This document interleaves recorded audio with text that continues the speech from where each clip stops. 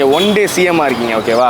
So முதல்வன் படத்தில் வர்ற அர்ஜுன் மாதிரி உங்களுக்கு ஒரு பொறுப்பு கொடுக்குறாங்க அப்படின்னா நீங்கள் சிஎம் ஆகி இந்த விஷயத்தெல்லாம் நான் மாற்றுவேன்னா என்ன மாற்றுவீங்க? யாருமே வந்து சிங்கிள்ஸாக இருக்கக்கூடாது, எல்லாருக்கும் வந்து ஒரு ஆள், சரியா? வீட்டுக்கு ஒரு வந்து மரம் வளர்ப்ப மாதிரி வீட்டுக்கு ஒருத்தர் வந்து கமிட்டட் ஆகணும் அப்படிங்கிற ஒரு திட்டத்தை வந்து நான் செயல்படுத்துவேன். நீங்கள் கமிட்டடா? இல்லை, அதனால தான் அப்படி சொல்கிறேன். இதை பாரு ராசு, வாழ்க்கையில் நமக்கு ஆசைப்பட்டது கிடைக்கலனா உடனே மனசு ஒடிஞ்சிடக்கூடாது.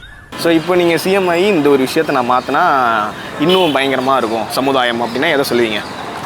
என்னத்தை சொல்கிறது? எதையாச்சும் சொல்லியா?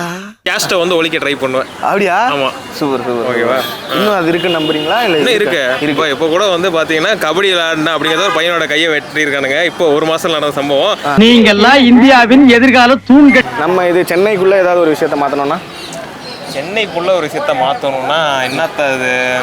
ஓகே, சென்னை நல்லா இருக்குது, டெவலப் ஆகிட்டே இருக்குது, எது மாற்ற வேணாம், சென்னை அப்படியே இருந்தாலே போதும். இந்த கதை தானே வேண்டாங்கிறது. மற்றபடி சமுதாயத்தில் எதுவுமே மாற்ற வேணாம், எல்லாமே நல்லா தான் இருக்கா? சமுதாயத்தை மாற்றணும், நாம மாறணும், சரியா? ஒவ்வொரு இண்டிவிஜுவலாக நம்ம மாறினாலே போதும். நீங்கள் மாறுங்க, நான் மாறுவோம், நம்மளாம் சேர்ந்து சமுதாயத்தை மாற்றுவோம். இது மாதிரி 4 பேர் கேள்வி கேட்டிருந்தாங்கன்னா நாங்கள் திருந்திருப்போம்.